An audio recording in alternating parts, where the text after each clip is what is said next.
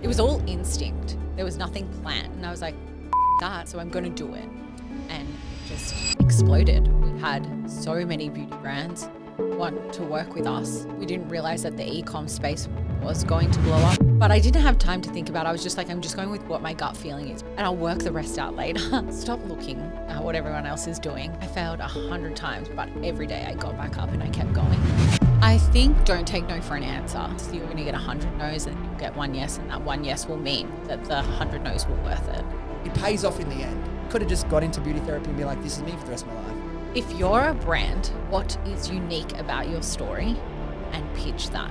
Go to news.com.au or find the address of the publishing house and send her the product. And try and convince her the exact same thing, that your product is amazing.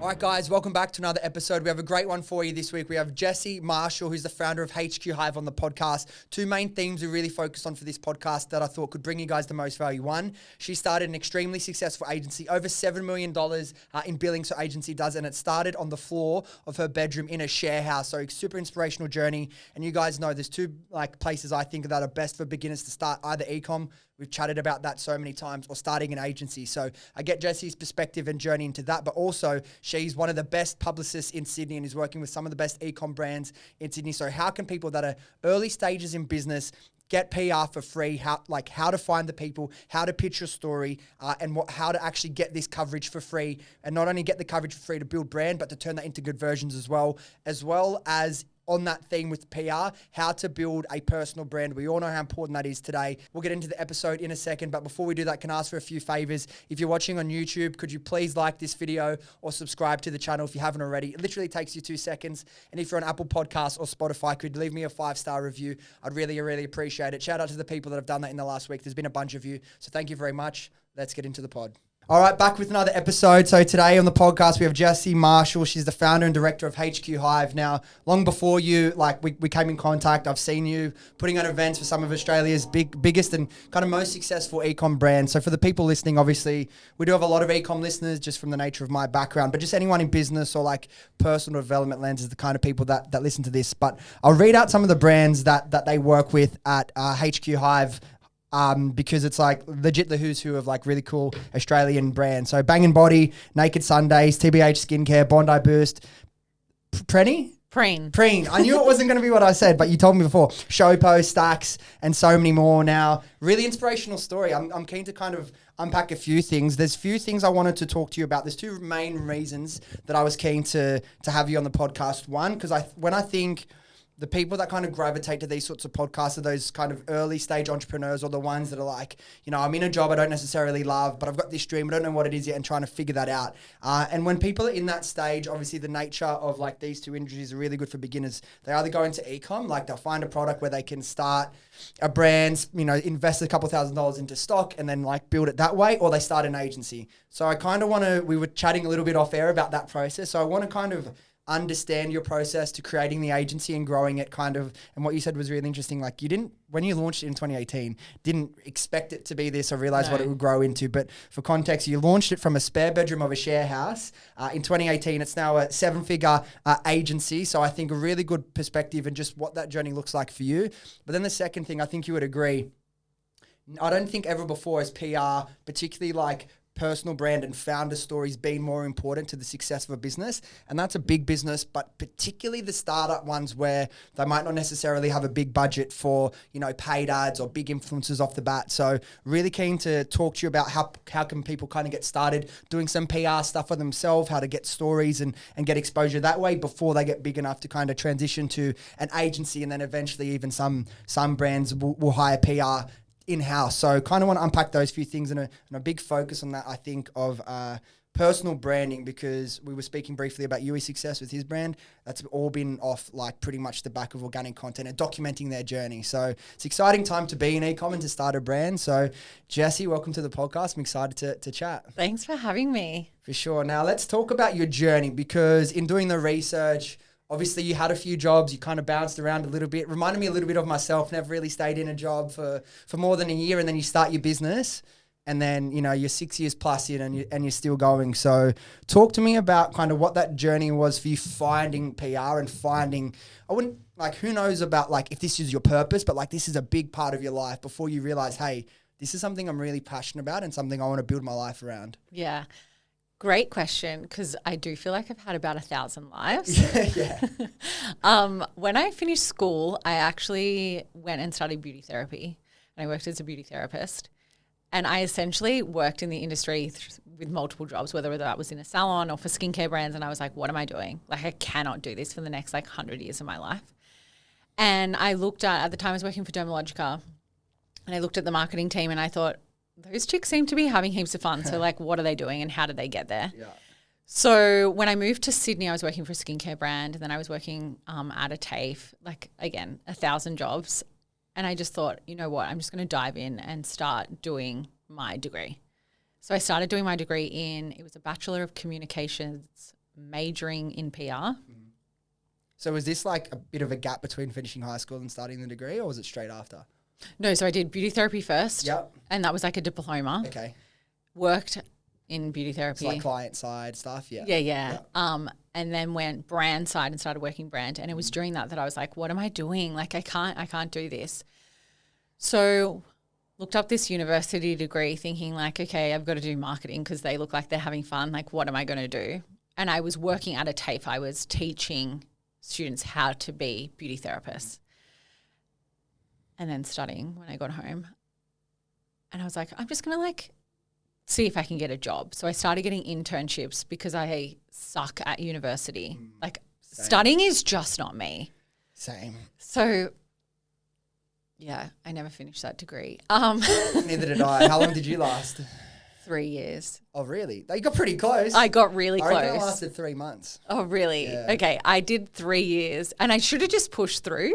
You must have been pretty close to graduating, right? Yeah, I had one more year to go. But I was just like, I year's a long can't do time. this anymore. I also was a mature age student. So I would have been like 26 or 27. And I was like, how am I going to earn money and do this degree living in Sydney? It was just like, you know, The key to is and living fro. in Sydney. Yeah, It's living in particularly Sydney. difficult. But on that, like when you were like applying for the internships and stuff, did you know specifically PR at that point, or were you still? And I think like because you were late 20s when you launched this, like the agency, right? Like it's a really important message for people listening. Not everyone figures out their thing in the early 20s. Like you were still bouncing around trying things, and thank God you didn't stop because otherwise you wouldn't have landed here. Yeah. So it's like you have to try these different things and you get hopefully a little bit closer to what you like, a little bit closer to what you're better at, or you really hate something, you know, okay, I'm staying away from that. Yeah. I also think on that, my 20s, it felt like I was the only person in my friendship group that didn't know what they were doing because everybody else went and just did whatever it was that they did when they finished school. But I'm so glad now that I had all the jobs under the sun because it prepared me for this, which was Hive. But before Hive, I applied. Before we move on, I want to ask you, sorry, because I will forget. So Yeah. This is my ADHD brain, by the way. You mentioned like you were the only one in your 20s, right, that kind of didn't really know what you were doing or like had it all figured out. I mean, this is very like assumptuous of me. I don't even know if that's the word, but it's like now, let's say in your 30s while you have this, do any of your friends that went and just jumped into that path straight away, do they get as much fulfillment and love out of what they do as what you do? I don't know. I have never asked. I mean, I assume they do because they do I would assume it. they didn't, but that's just me because, Yeah. you know, I interview like founders all the time. So Yeah, I'm very yeah. biased in terms of that. But No, like my totally. point was like it pays off in the end if you don't give up on yourself, if you don't give up on the dream, if you don't just settle for the path, you know. You could have just got into beauty therapy and be like, this is me for the rest of my life. Yeah. Go open a salon and do this and that. Sometimes I wish I could have just done that and not had all of these other things or need to want to do more. There is something said about the person that is happy to just cruise along in life. It's annoying, isn't it? Yeah, That I'm we like, can't why do that. can't I be like I have those moments sometimes too, and it's like, you know, 1 a.m. I'm headbutting the wall. I'm just like, oh, I want to go to sleep so bad, but you got to do X, Y, Z things. But it's like, yeah, just wired a certain way. So I very much. Yeah, so feel that's you what I on mean that. by I believe that the person that is happy with whatever they chose in their 20s, I'm like, they must be. Or they would do what we were doing, which was bouncing around. Yeah, I don't know. Like, I'm complete respect for the people that do. And like, for me, the goal is always happiness. If you're working a job that you love, absolutely, you've already won. if like you don't have that thing where you need to, wire to chase more, which isn't a good thing, right? Ambition is like, it's this infinite chase that you always go on. It's not like nothing's never really good enough. And I think it's good because it pushes you, but it's also like, dude, can you just like be where your feet are and just relax? So absolutely zero hate on people like that at all. I think as well, like business, as you would know, which we'll get into soon, business can be really difficult, right? So it's like if you can find a job, like if it's like, for example, if you're a videographer or a photographer or a makeup artist or something that's actually a passion and you can get a job doing that where you don't have to stress about signing clients or, paying staff or all that sort of thing, and you can earn enough money to live the lifestyle you're happy with, and you go to work and you get home and then you can unwind and you're happy. That's game over. You've already won. That would be amazing. You've already won. So no disrespect at all to people doing that. But I just, I said before, I do a lot of ecom mentoring. I'm constantly getting calls booked with me. People like, doing a corporate job, I hate it. I'm working in the mines, I hate it. I'm doing trade, I hate it. Like, I need to get out of it. So I obviously see the other side a lot. So that's why probably where my negative biases come in, I suppose. But anyway, carry on. So also like there's this like other piece of the puzzle that I haven't said. So I was getting these internships. I was also running a dance studio with a co-founder who was also a friend of mine. We started that when we moved to Sydney because we couldn't find a dance studio that we liked. So we created our own. So we met because we were cheerleaders together on the Gold Coast. Okay. So when we moved to Sydney, we actually started it was like a jazz class for adults. And then we were like, stuff that, let's do kids cheerleading. So we did that. And then we won the contract to be the Bulldogs NRL cheerleaders. Oh, shout out to the doggies. I'm a massive Bulldogs fan. Oh, I hear. Yeah. Well, she still runs it. Oh, so cool. If you ever see kids on the pitch or the cheerleaders, she's still doing it because it was this pivotal moment where I was like, if I'm going to run a studio or you're going to be a publicist, like what are you doing? And I was like, I have to choose one. You can't be all these things because I was getting pulled in so many different directions. So I applied for internships first to get into the industry, and I first applied at Mamma Mia to see if I wanted to be a journalist. Recognized, not for me. I liked the other side, which was the journalist was getting pitches from people, and that I was like, oh, I really like that. It's more creative. So then I went and did an internship with a PR agency, and that is where I found I really liked PR. What were you doing in the internship? Like, what was your kind of responsibilities? What were you like at least working across that kind of being like, wow, this is fun? So I was a courier driver. The glamorous side of PR, right? So I was delivering, they had PR packages and they were like, this needs to go to News Corp. And I was like, what the hell is that? And so then I had to What's a News Corp? Find the loading dock, give over these packages. How did you go driving around the city of Sydney though? I'm sure that wasn't fun. Well, because in my job before that, I was a sales rep for a skincare company. I actually did a lot of driving. Do it, yeah. So, and funny because like then I was leading a team at one of these agencies, we used to book couriers all the time. And I'd be like, within a radius, you're allowed to book couriers. And this will make sense in a minute because I understood that if you booked a courier now from here to Wollongong, that's going to cost you a fortune. So therefore it needs to go via post. Some of these girls had lived in Sydney their whole life and had no idea how far away that was. And I was like, I don't understand. But then I had to recognize that I had this job that took me around the whole of Sydney. So I knew how far that was.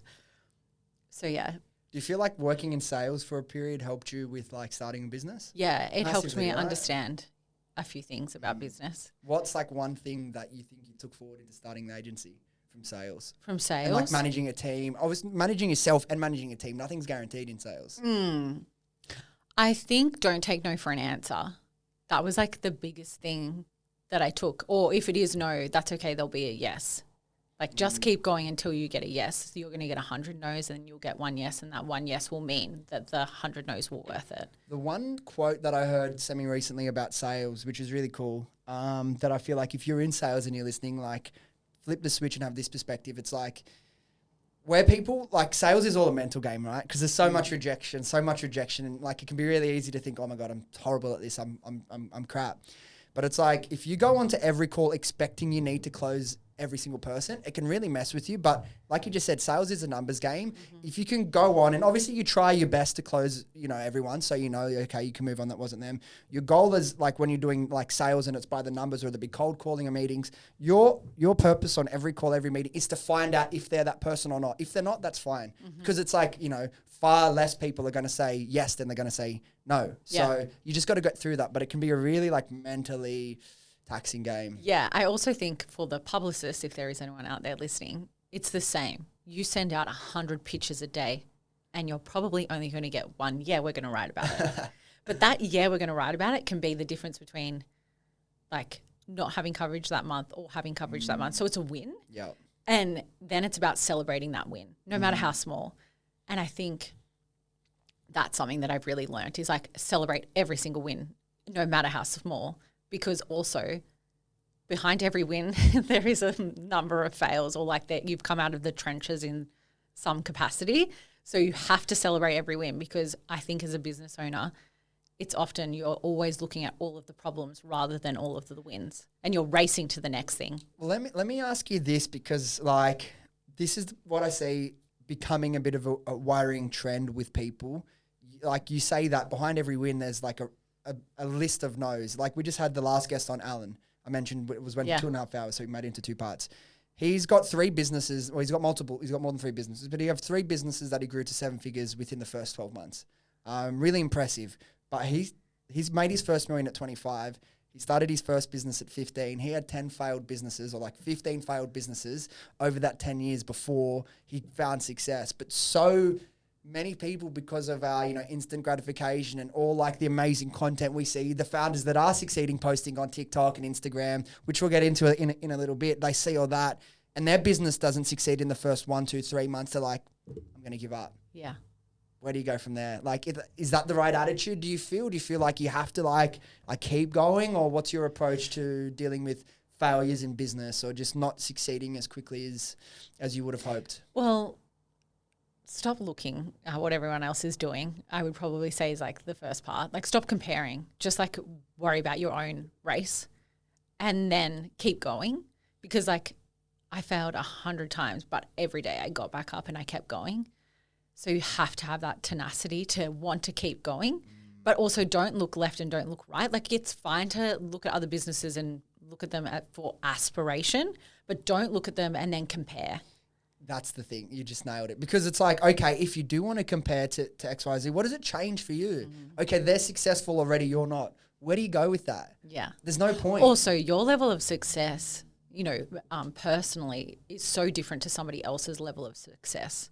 So like, as I said, don't compare, just like what's your goalpost, work towards that, use others as motivators, not to compare. Also, if there's someone doing like 7 or 8 figures, they're probably looking at the, $100 million brand thinking they're not successful and why aren't I? So you're never going to be, it's the age old thing, right? Like how do you just be happy with where you are, but also still strive for more and not let the two get muddied up together? I think something I definitely haven't mastered. You also said it before, like when do you know, or maybe not in these words, but like when do you know when to like cut your losses? Like when is it? I think that comes down to like, are you passionate about it anymore? Because if you're not, then maybe that's the time to be like, okay, I'm closing this chapter and moving on to the next, as opposed to pushing forward. I'm a very intuitive person. So I always have a very strong feeling and I know internally before I even know logically, is this for me or not? And sometimes I'll go a little bit past that and I know it doesn't feel right. I'm just going to trust my gut. So I know instinctually. Yeah. But are you like more of like an instinctual person and gut feel for those decisions? Or are you like,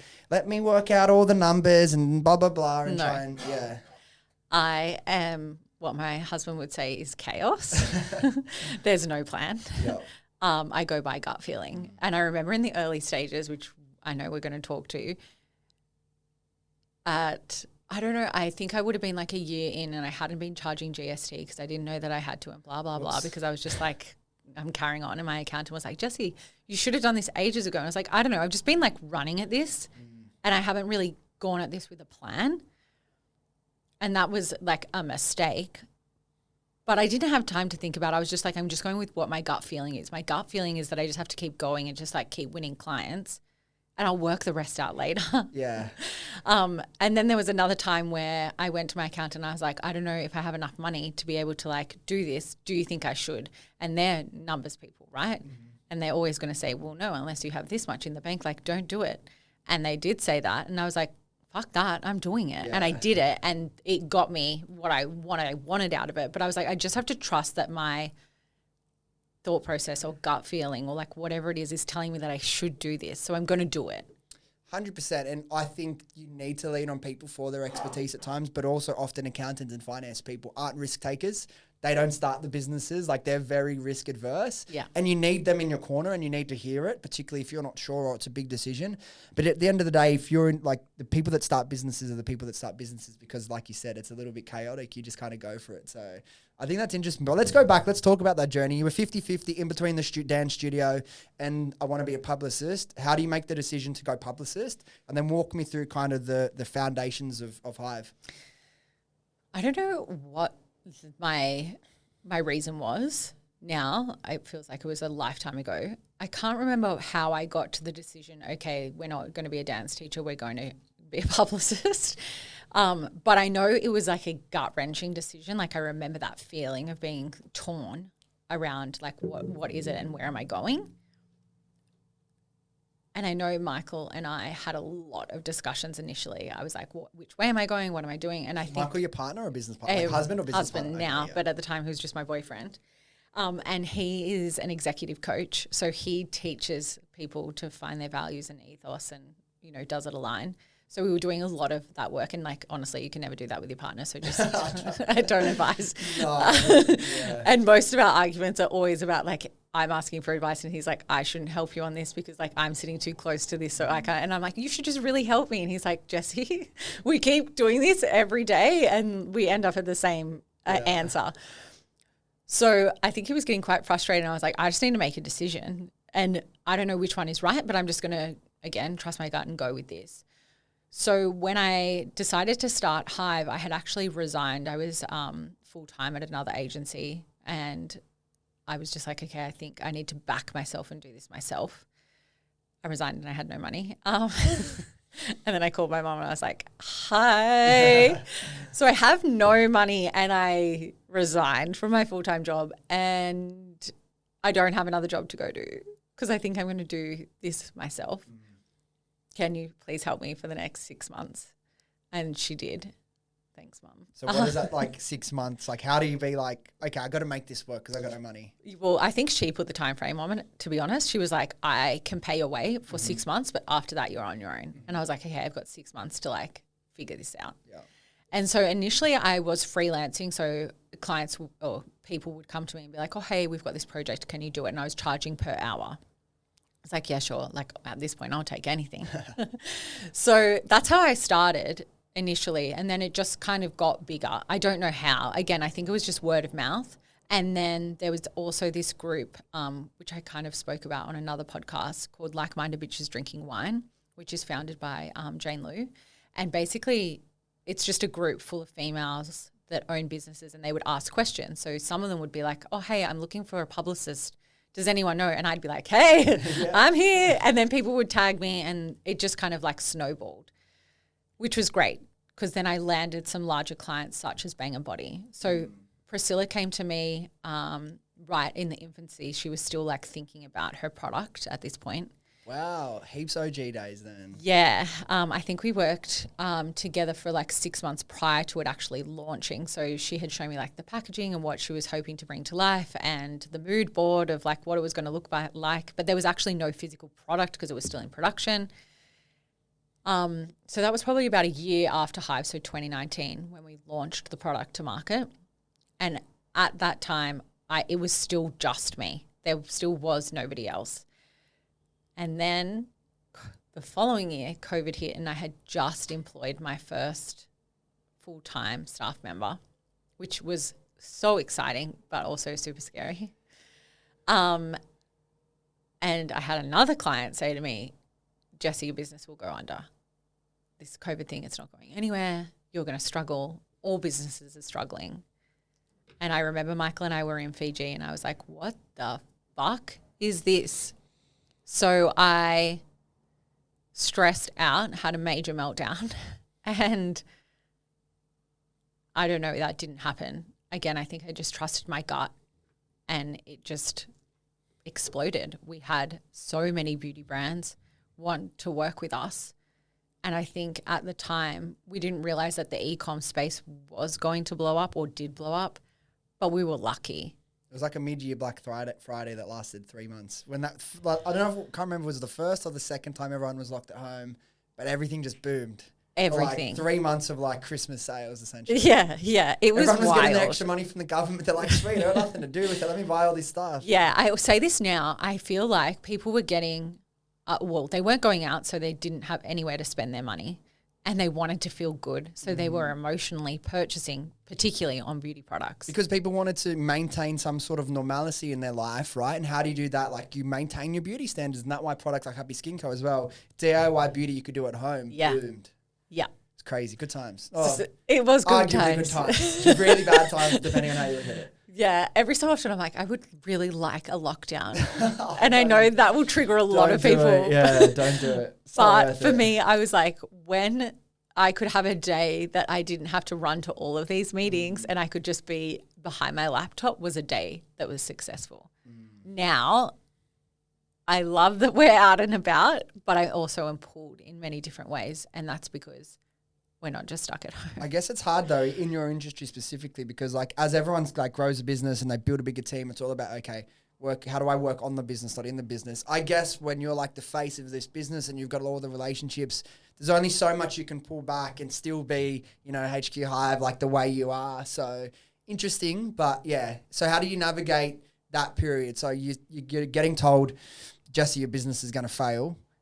Like you're on holiday, you're like, okay, I'll get home. I guess I'll try and not fail this business or sort things out. Things started to boom. At what point do you like start bringing on other staff and what does that journey look like? I just noticed that we were at capacity and I was like, I don't know how to do this. So I just started putting on more staff. There was nothing, it was all instinct. There was nothing planned. I was just like, we don't have enough hands. I need somebody else. Is there somebody else? So it just happened. I love that. It was all instinct, nothing planned. Like people would be surprised. Get messages all the time, Dylan, like, you know, I want to start a business, but I haven't finished my business plan. Do you think it's really important, my business plan? Like, I don't have one. Like I don't know. I remember drafting one, like a V1 ages ago and never looking at it again. It's like business plans, like unless you're a corporate and all that, like unless you're launching like your third, fourth, fifth, sixth business and you're going to have mainly a team run it, you just got to start because it's never going to work out the way you think. You're going to get a million curveballs thrown at you. Something's going to work way better than you could have ever expected. The thing that you like could have banked on would have been like, just did not work. So I just think have a general direction and a goal and have like a bit of an idea of what the strategy can look like and then just go and then you adjust on the run. Yeah. Have a goalpost or have a few goalposts that are like milestones that you want to achieve and just run at that. Let me ask you this. I want to ask one question before we start moving on to the actual PR stuff. But like, I know a lot of people, I mentioned this at the start of the podcast, they either want to start an ecom brand or they're like, I'd rather kind of like build up a skill and monetize a skill in the form of an agency or a service, right? Are there any like game-changing like software or apps or anything that you've come across that have made navigating this chaotic world you live in easier? No. And I would say anyone that's thinking about doing a service industry, just don't. That's it. Everyone come to Ecom, baby. Yeah. No, please just start an Ecom or more like like a product. For you as well. Yeah, I find service is really hard because it relies on people. So the more clients we have, the more people we need, the more overheads we have, right? That's what I struggle with. It's also really hard. PR, I think, as a tool, it's a lot of us doing, or it's based on our relationship. So if you work at news.com.au, it's you and I that have a relationship and you're waiting to hear from me because I send you amazing pictures all the time. I can't get somebody else to do that because it's you and I who have a relationship. So I don't actually have anything in terms of tools that we use at Hive. The only thing we use from a platform perspective is like TikTok, Instagram, Pinterest. It's nothing groundbreaking. No, there's no silver bullet, eh? No, unfortunately not. Like even we tried Monday.com from a workflow perspective and it was just another thing that we had to fill out because we have WIP documents for our clients that we use on Google Sheets. So having another system, it just threw more chaos into an already chaotic day. So no, I'm not good with that stuff. I'm a big fan of ClickUp. ClickUp's so good. But I remember at times like people are like, oh, you got to use Slack. You got to do this. I'm like, I also do feel that sometimes it's just another thing that you got to fill in. So I think there's a time and place for that sort of like project management software, and it depends how you're structured, if that makes sense. But let me ask you this one question. And I know it's like a bit of a cliche question, but like really interested to know from your perspective. What's one thing that you wish you knew when you started that you know now? Oh, that's a good question. Oh, I don't know. One thing I wish I knew. I wish I was I wish sometimes I knew or understood more numbers from the beginning. Like how much tax to put away. That would have been nice. After you hit $70,000, claim GST. Please add GST. Yeah. Like those little things, but then sometimes naivety can be your best friend. Yep. So like, do I regret not knowing that? No. Yeah, naivety can become your best friend. I feel like so many people I've had on this podcast talking about their journeys, and like if I knew everything that was going to come at me, I never would have started. No, you never would have started. So like being naive to it sometimes is actually beneficial. Then it comes back to the point we said before about not giving up. Like there's a million things that could have stopped you along the way, but you keep going. That's the only way you have any form of medium to long-term success in anything you do in life, is you keep going when it gets hard. Yeah. You can't turn around and give up. Like you really can't. But I want to ask you while I've got you, I want to really talk about some PR stuff from like a proper expert. And like I've seen you guys, the work you've done for many years before we connected. And as we were talking about before, my partner's worked with you guys a lot and really always has really good things to say about you, like working at it from the, I guess, influencers side of the thing, for lack of a better word. But PR for a business, I mentioned there's probably never been a time, kind of at least in our time in business, where it's been more important, particularly like the founder story and the personal brand. But we'll get to that. For people that maybe they have a new brand, they're a startup, or maybe they've been around for 3, 4, 5 years, but have never done anything in PR. Before they're at the stage where they can say, here's X amount of budget, you guys do that for me. A lot of people have to hustle to get to that point to grow the business off the start. How can people get started in PR? Like the things I want to kind of really get inside your head is like, how to find the people that write the articles, what to say to them, like what to put in a pitch, like how do you come up with these things? What should the sampling process look like? Then how do you turn gifting them into actual media coverage? Like all these sorts of things to at least get people's foot in the door so they can experience the benefits of it. Because, PR can be really seen as like a brand awareness tool, but if you also do it right, it can also be really good at driving conversion, which for startup brands is like, your business lives or dies off, how many customers you can find and bring in. Great question. So if you're a brand, which hopefully someone listening is. There's definitely people listening that have a brand, yeah. Who's your demographic? Let's say it's Gen Z. Who are Gen Z following? We're talking now influencer. Seed product to them, send product, find the girl's address, DM them. I don't know. But if it's like Sofa Dofa, message her, or find Sofa Dofa's best friend, message her as well, and then send them the product and cross your fingers and hope for the best. Hope that by that point your product stands out, that they're going to share it. There's no guarantee unless you've paid for it, right? And then the same when it comes to media. So like go to news.com.au. If it's a beauty product, you would go to the beauty section. Who is writing the story? Hunt her down and try and convince her the exact same thing, that your product is amazing. Or find the address of the publishing house and send her the product so that she can try it for herself. So let's just say you find who's writing the article, you find their email address. Now, when we were talking about some of your brands and potentially having on a podcast, you've got this really cool format, a few different dot points in the introduction to the brand. What sort of things can people put in that email, that kind of introduction email, as to why someone would even want products to consider writing an article about the brand? What are some of the key things that you can put in that email? So I think, and this is like, it's all marketing, right? That's all it is. That's all I am. I'm just a type of marketing. So whatever you believe is your product and its key features. So like for Bang & Body, their firming lotion, it can be used 7 ways. So I think that's a sick fact that nobody probably knows yet, and that's what they should be writing about. So I'm like, this one tube for $48 can be used 7 ways. And you're like, oh, I didn't realize that because I just thought it was a moisturizer. So like find something unique about your product and pitch that. Now that also comes down to founder stories because you mentioned it before. Same with the founder story. What is unique about your story and pitch that. That is what's going to make the difference between you landing the story or not getting the story. Also, find out how that journalist writes. So if I go to news.com.au and I look at who's writing in the beauty section and I look at her headlines, like what she's writing, can I create my own headline of my own product? Because that'll tell you whether or not like you're going to land a story. Because if you can't make up a headline yourself, then the journalist definitely can't. So in those key dot points that you'd be sending, because I think that's a great thing to do you kind of like structure those dot points almost as in like a draft way that they would think about a headline for themselves? So it's like, oh, I can see that being a story. Yeah, definitely. I'd be like, this yellow tube can be used 7 ways. These are some of the customers that have said that it's amazing. Then I lean into the customer reviews and I would use those as tools as to like why the product is amazing. Yeah. And another thing as well, what we try and do when we're doing some PR internally is like, see the types of articles that they're writing and be like, okay, what's our brand's version of that? You know, and the classic one that you see so many times, you know, this yellow tube sells once every 37 seconds. Yeah.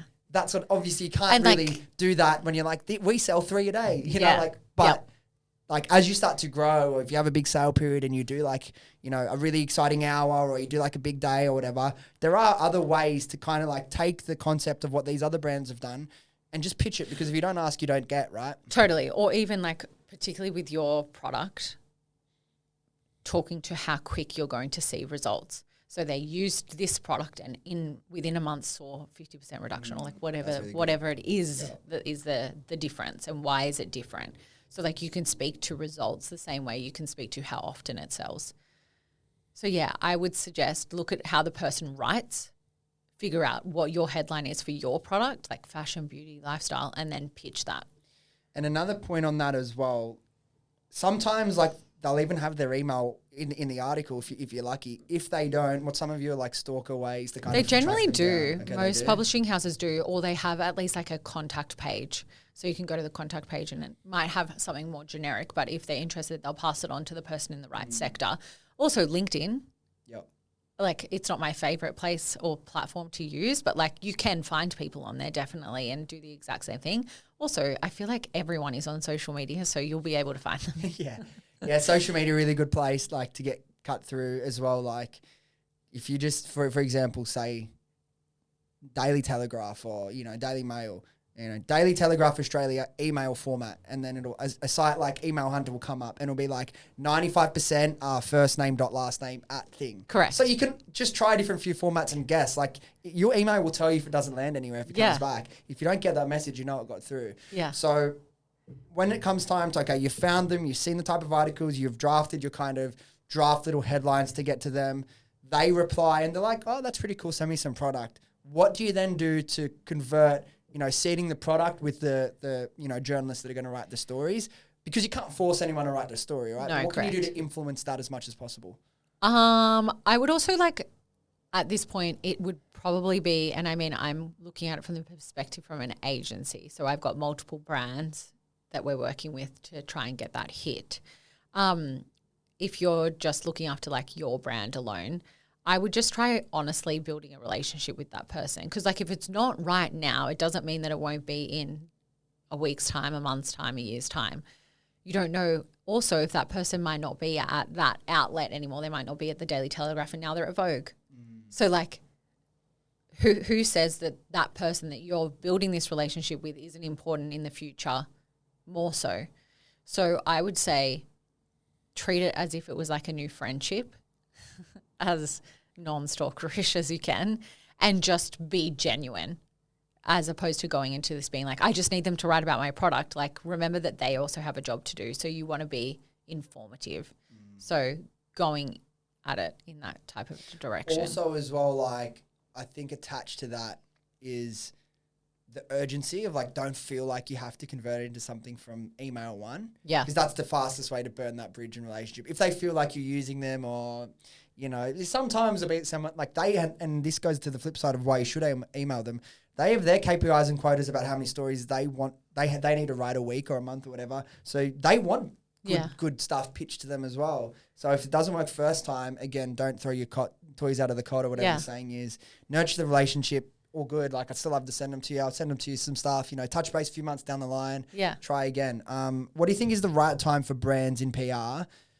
No, not brands in PR, brands that have started to grow and have success, you know, from other channels. And it's really interesting how you refer to PR as you're just essentially a different marketing channel for these brands. When's the right time, do you feel like, for brands to connect with someone like yourself, with an agency, to start to scale that? Because I see it on flip side, to see brands wait too long and they're missing a massive opportunity. Yeah.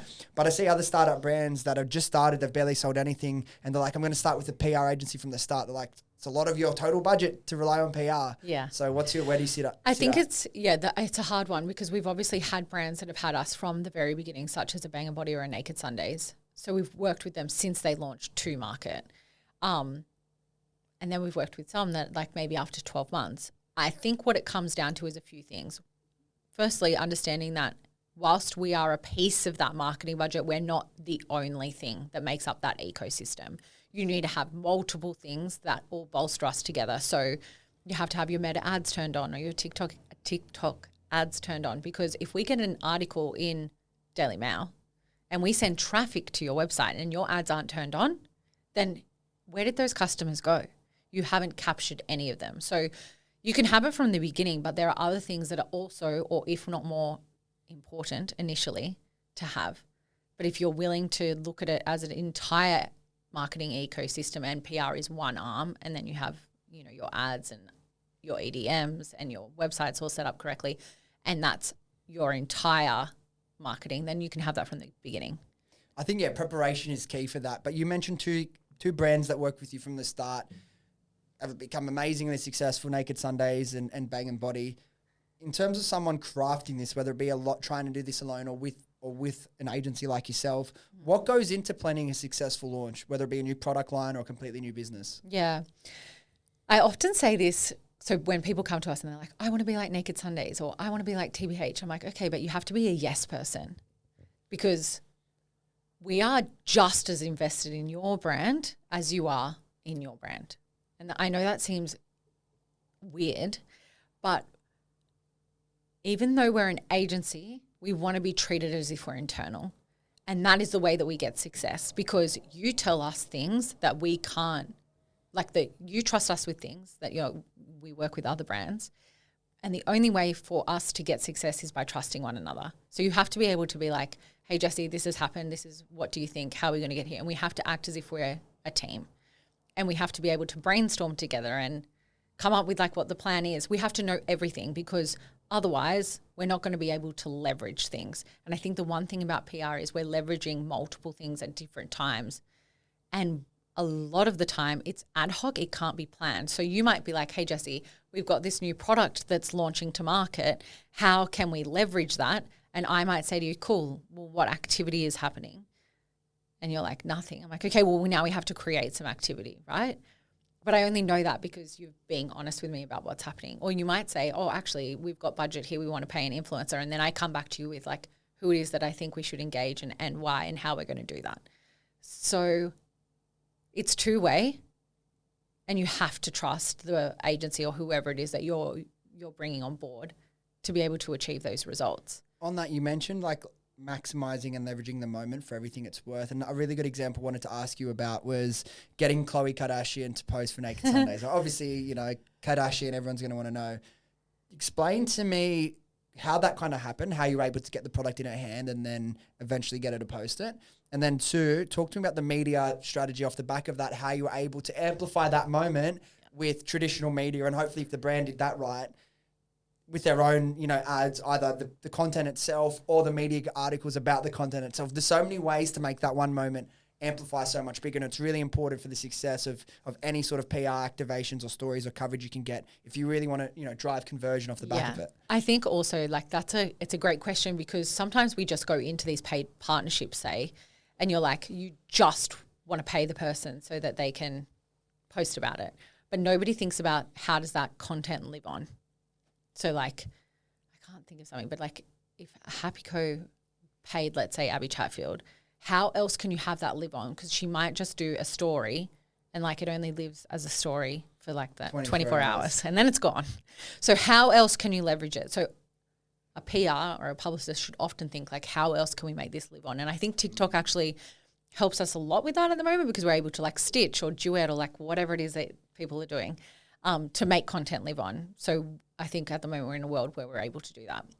Now, in regards to Chloe. An example of that's really good because I heard you talking about it as well and I thought that's a really smart way. People understand examples.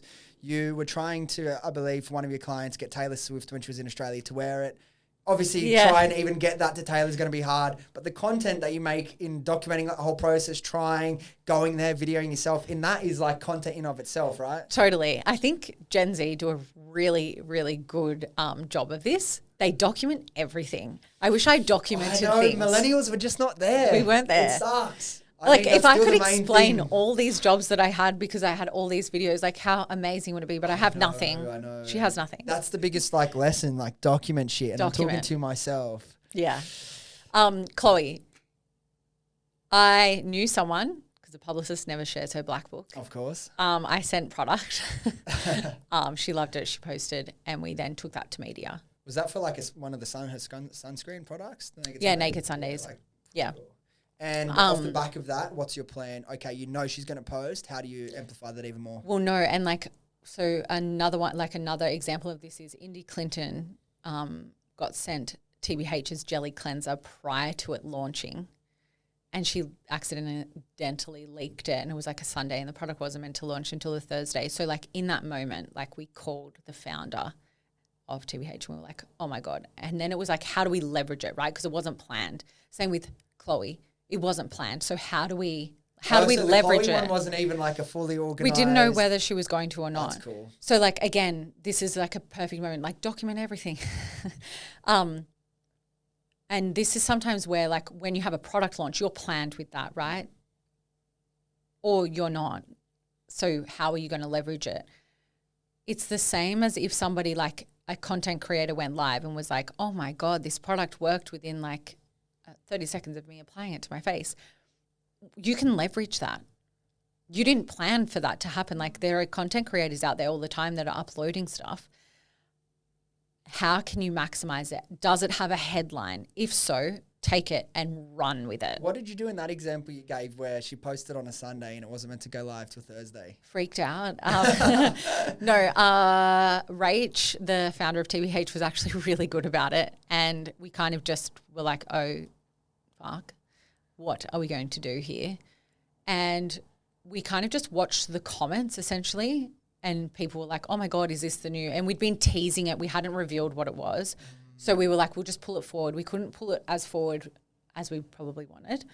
We pulled it forward after 48 hours because that was the soonest that we could actually physically get the product so that people weren't waiting. And then we just leveraged it from there. So on Monday morning, I was like, okay, well, we're going live with this now. And we had actually been pitching already to media to notify them that it was coming, but not until like the Thursday. So instead we were like, coming now, it's live now, it's now live. But it gave us a story. Yeah, that's the important part, right? Yeah, so I think in those moments you just have to like run with it. Never let a good crisis go to waste, as they say. Yeah, totally. I also think just like looking at like what could the positive from this be? Like Rach could have been like, oh my God, like why? And like we could have gone into crisis, but we didn't. We looked at it and we were like, okay, we can actually get something out of this. So let's focus on that. And how do we come up with the best thing? Yeah, I think you got to stay fluid, right? At all times in this sort of world. But I want to ask you before we start to wrap up on the personal brand piece. It's something that I've been speaking about for ages. I just see so many brands starting that don't have big marketing budgets behind them. They nail their organic content strategy and they're what we just said, particularly with the Gen Zs, and they're the ones that do it best, 100%. They document the journey. They grew up with social media from the start, so they get this sort of TikTokification of the world and content. And they've absolutely exploded and killed it, made tens of thousands of dollars, hundreds of thousands of dollars, all of organic content in the first couple of months of their business. Yeah. Extremely impressive. What's your thoughts on the importance of personal brand, and what have you kind of observed over the last, year or two? Yeah. I would say the personal brand piece has definitely amplified hugely in the last 24 months. I think depending on your brand, obviously, and I think we're speaking to mainly like millennial and Gen Z brand founders at the moment, if you're comfortable with sharing your story and being the face of your brand, do it. Because people are interested and the consumer wants to know. They also like to know who they're buying from because they feel like they're creating a relationship with you when you're sharing things online. So I would actually say, yeah, go for it. I think it's really important because like the consumer wants to know that. I think back in the day, we weren't too concerned about that. But now we all realize, or like the younger generation realize, that they don't have to just go to university to have a career. They can. Their amazing idea is actually amazing and they can have a business or a brand out of that. So they want to know how you did it and how you got there. So share that. So from a publicist perspective, what are the elements of a strong personal brand? Yeah. Know your story, or like know your why and like how you kind of got there, and get really comfortable with sharing it or articulating it. I think be vulnerable, like be happy to share the story, like the good and the bad. You can't just go out there and just paint a glossy picture. We know that that's not true. So be vulnerable and then just share it. So whether that's like doing your day in the life on TikTok or whether that's like coming on a podcast, like share it wherever you want. Or find a founder that you aspire to be like. Where are they? And put yourself in the exact same places. Do you have any examples? I know I'm putting you on the spot here and no one gets these questions before we start. Do you have, like, off the top of your head, anyone who's nailing their personal brand or the founder story content that people can go and check out and look at what they're doing? You've actually had her on the pod, Raquel Boris, from Who is Elijah. Yeah, like go and have a look. Also, like read her story. I think she's done a really good job of like sharing her story. Who else would I say does a good job? There is, and she is now in New York, Caitlin Emico on TikTok. If you go and have a look at her, she basically like shares her day in the life, and she was working at an agency doing like TikTok strategy essentially, and now she's gone out by herself and has her own agency and helps people with their brands. Yeah. So go and have a look at her and like how she kind of like documents her life and is out there like now basically being a freelancer to all these brands. What's her name? Caitlin Emico, Emiko, I think is how you spell it. Cool. I'll give it to you so you can put it in the show notes. We can put it in the show notes. All right. Last couple of questions before we wrap up. One thing, I watched a little wrap up of your little agency podcast. One thing you predicted to be a trend for 2024 was affiliate marketing. Yep. How has that prediction gone? Do you see it working? I mean, I see it from the Ecom side. I think it's a great tool. And when like it comes to actually implementing the affiliate marketing and the partnerships with the brands, do you guys have like a certain app or software you use to enable that? Yeah. It's massive. It kind of started in Australia ages ago, but really took off during COVID. I got a heads up from someone in the US who was at a PR agency, and she was like, we don't do anything that isn't not affiliate. And I was like, what the hell is this? And I thought it was going to replace me, but it didn't. It actually just like helps us. So we advise all our clients when starting with us to use Impact. Yep. And the plugin under Impact is called Skimlinks, and Skimlinks is what a lot of media outlets use. Now, Impact also has like obviously like a platform where you can give influencers affiliate links as well. So like it can work twofold, whether that's your media strategy or your influencer strategy. There's also something out there called Commission Factory as well.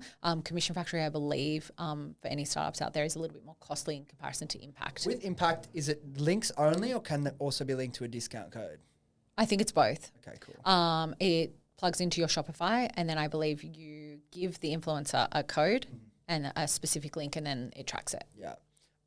Last question before we really like close the door on this. I wanted to ask now something I've got so much respect for hearing your story. Had a kid and like a couple months later back at work. Talk to me about navigating that journey, that decision and what it looked like, because so many, perception is that for a lot of women in business or even corporate that are trying to climb the ladder, if I have a kid, I'm going to lose all my momentum. I've got to stay at home for a year. But I feel like the way you've done it, like, kudos to you. Like, really, really Thank cool to you. be like, I'm gonna do it in my own way. You know what I mean? Talk me through that kind of, decision and how you've navigated that. Yeah. So Leo is now 4 months. 4 months, yep. And I think Michael and I are really lucky because we both run our own businesses. So neither of us have like a commitment to like go back to work after 6 weeks or 12 months or whatever mat leave is actually out there. I don't know. It's hard. Don't get me wrong. And Leo is amazing. And I don't know if I had another child that probably was not as cool, calm and collected if it would work. Got lucky. Yeah, we got lucky. I also think you just go with it, right? As in there was no plan. I got home the day before I had a C-section, so I knew when I was having Leo.